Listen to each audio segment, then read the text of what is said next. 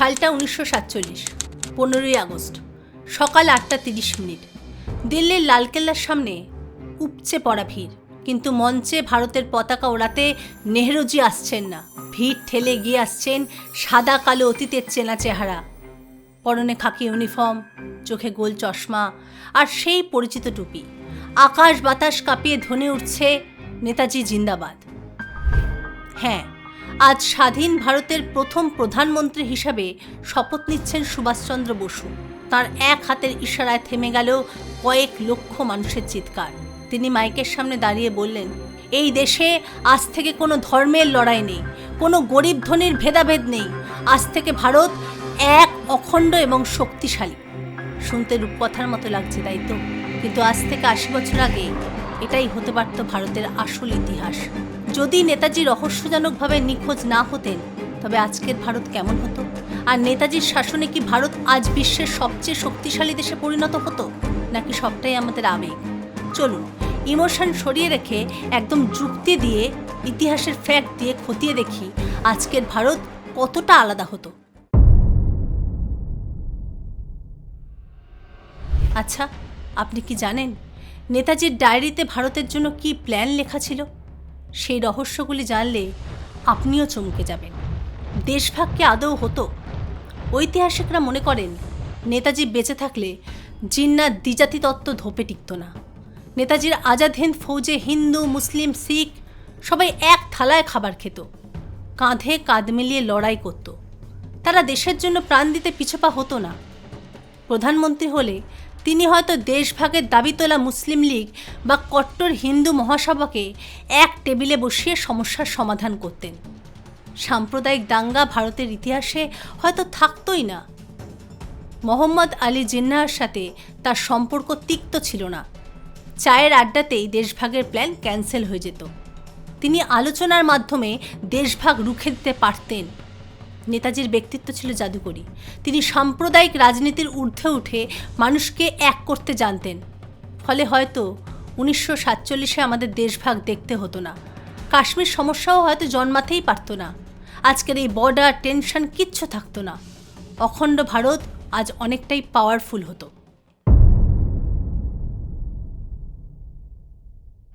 নেতাজি ছিলেন একজন যোদ্ধা।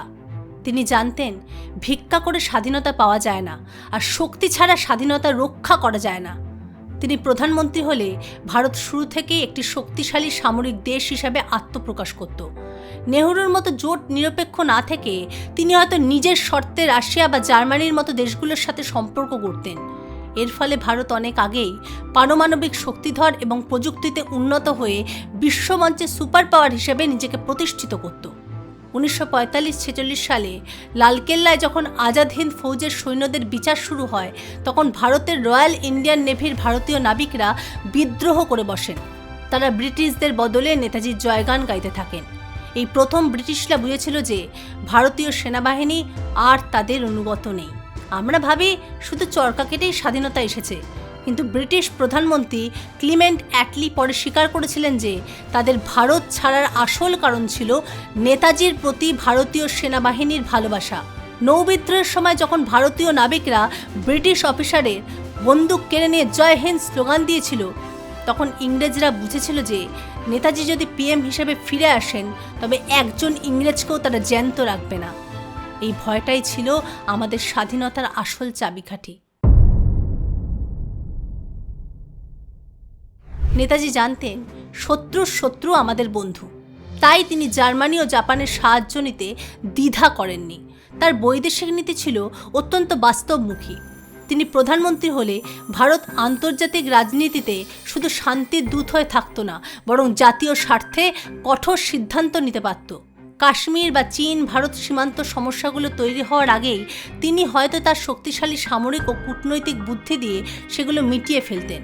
দ্বিতীয় বিশ্বযুদ্ধের সেই কঠিন সময়ে নেতাজি ক্যাপ্টেন লক্ষ্মী স্বামীনাথনের নেতৃত্বে শুধুমাত্র মহিলাদের নিয়ে একটি সামরিক দল গঠন করেছিলেন। এটা সেই সময়ের বিশ্ব ইতিহাসে বিরল ছিল।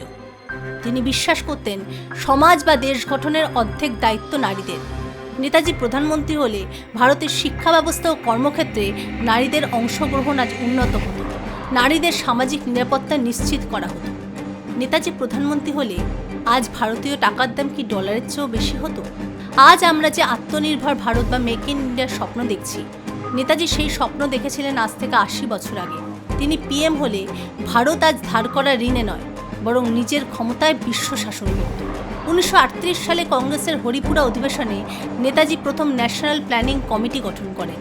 মজার বিষয় হলো, তিনি এর চেয়ারম্যান করেছিলেন জওহরলাল নেহরুকে, যাতে দলমতের ঊর্ধ্বে গিয়ে দেশের উন্নয়ন হয়। আমরা আজ যে নীতি আয়োগ বা আগেকার প্ল্যানিং কমিশন দেখি, তার আইডিয়া কিন্তু জওহরলাল নেহরুর নয়, ছিল স্বয়ং নেতাজির। তিনি জানতেন ভারত স্বাধীন হওয়ার পর দিশাহারা হয়ে যাবে, তাই আগে থেকে ব্লুপ্রিন্ট তৈরি করে রেখেছিলেন। তিনি পিএম হলে স্বাধীনতার প্রথম দিন থেকেই ভারত এক মাস্টার প্ল্যান অনুযায়ী চলত। নেতাজি তার আজাদ হিন্দ সরকারের জন্য নিজস্ব টাকা এবং ব্যাংক তৈরি করেছিলেন। 1944 সালে বার্মাতে নেতাজি আজাদ হিন্দ ব্যাংক প্রতিষ্ঠা করেন। সেই ব্যাংকে নিজস্ব নোট ছিল, যাতে নেতাজির ছবি ছাপা ছিল। এমনকি আজাদ হিন্দ ফৌজের সৈন্যদের জন্য তিনি ওয়ার বন্ডস বা যুদ্ধ বন্ড ইস্যু করেছিলেন। নেতাজি শুধু সরকার বানাননি, তিনি নিজের টাকাও ছাপিয়েছিলেন। বার্মাতে তিনি আজাদ হিন্দ ব্যাংক তৈরি করেন। আজ আমরা যে স্বদেশি ব্যাংক বা ইন্ডিয়ান ব্যাংকিং সিস্টেম নিয়ে গর্ব করি, নেতাজি সেটা 1944 সালেই করে দেখিয়েছিলেন। তিনি প্রধানমন্ত্রী হলে ভারত হয়তো স্বাধীনতার পরের দিন থেকেই ব্রিটিশ ব্যাংকিং সিস্টেমের গোলামি ছেড়ে নিজের পায়ে দাঁড়াতো। তার কাছে সেই জমানাতেই কোটি কোটি টাকার ফান্ড ছিল, যা দিয়ে তিনি ভারতের অর্থনীতিকে এক ধাক্কায় বদলে নিতে পারতেন। নেতাজি চেয়েছিলেন ভারতের সমস্ত ভাষাকে এক সূত্রে বাঁধতে। তিনি প্রস্তাব দিয়েছিলেন যে ভারতের সব ভাষা যার যার মতো থাকুক, কিন্তু লেখার সময় আমরা যেন রোমান স্ক্রিপ্ট, ইংরেজি হরফ ব্যবহার করি। কিন্তু আজ আমাদের ভারতের ভাষা নিয়ে কত ঝামেলা হয় না? নেতাজি যদি পিএম হতেন, তিনি হয়তো এমন একটা সিস্টেম আনতেন যাতে তামিল বা মালায়ালাম ভাষা বোঝা আমাদের জন্য জল ভাত হতো। তিনি শুধু বর্ডার নয়, ভাষার দেওয়ালটাও ভাঙতে চেয়েছিলেন। মুদ্রার তো দুটো পিঠ থাকে, তাই না? নেতাজি পিএম হলে যে সবটাই একদম মাখনের মতো চলতো, তেমনটাও কিন্তু নাও হতে পারত। তার কিছু আদর্শ বা সিদ্ধান্ত নিয়ে অনেক ঐতিহাসিক কিন্তু প্রশ্ন তোলেন। নেতাজি তার দ্য ইন্ডিয়ান স্ট্রাগল বইতে লিখেছিলেন যে ভারত স্বাধীন হওয়ার পর প্রথম 10-20 বছর একটি কঠোর ও শক্তিশালী শাসনের প্রয়োজন। আমরা আজ যে বাক স্বাধীনতা ভোগ করি, নেতাজির শাসনে সেটা হয়তো কিছুটা খর্ব হতো। তিনি শৃঙ্খলা ফেরাতে গিয়ে হয়তো কিছুটা একনায়কতন্ত্রের পথ বেছে নিতেন। নেতাজি দ্বিতীয় বিশ্বযুদ্ধের সময় জার্মানি ও জাপানের সাহায্য নিয়েছিলেন। দ্বিতীয় বিশ্বযুদ্ধে জার্মানি আর জাপান হেরে গিয়েছিল। নেতাজি যদি পিএম হতেন, তবে আমেরিকা বা ব্রিটেনের মতো জিতেছে এমন দেশগুলো ভারতকে সহজে মেনে নিত না। আমাদের ওপর হয়তো অনেক নিষেধাজ্ঞা বসানো হতো। ফলে বিশ্ব রাজনীতিতে ভারত শুরুতেই একটু একঘরে হয়ে পড়ার রিস্ক থাকত। তবে হ্যাঁ, নেতাজির উদ্দেশ্য কিন্তু খারাপ ছিল না। তিনি জানতেন একটা ডুবতে থাকা জাহাজকে বাঁচাতে গেলে ক্যাপ্টেনের হাত শক্ত হওয়া খুব জরুরি। তার শাসন হয়তো কঠোর হতো, কিন্তু লক্ষ্য থাকতে একটাই, শক্তিশালী ভারত। নেতাজির অপূর্ণ স্বপ্ন আমাদের দায়িত্ব। বন্ধুরা, সবশেষে একটা কথাই মাথায় আসে, ইতিহাস হয়তো আমাদের সেই সুযোগটা দেয়নি যে আমরা নেতাজিকে আমাদের প্রথম প্রধানমন্ত্রী হিসাবে দেখতে পাই, কিন্তু তার রেখে দেওয়া যে ভাবনাগুলো আছে সেগুলো পড়লে বোঝা যায় তিনি শুধু একজন বিপ্লবী যোদ্ধা ছিলেন না, তিনি ছিলেন এক আধুনিক ও শক্তিশালী ভারতের আর্কিটেক্ট। তিনি চেয়েছিলেন এমন এক ভারত যেখানে শিক্ষা, বিজ্ঞান আর অর্থনীতি হবে আমাদের আসল অস্ত্র। আজ আমরা হয়তো নেতাজিকে প্রধানমন্ত্রী হিসেবে পাইনি, কিন্তু তার সেই আত্মনির্ভর ভারতের স্বপ্নটাকে আমরা সত্যি করতে পারি।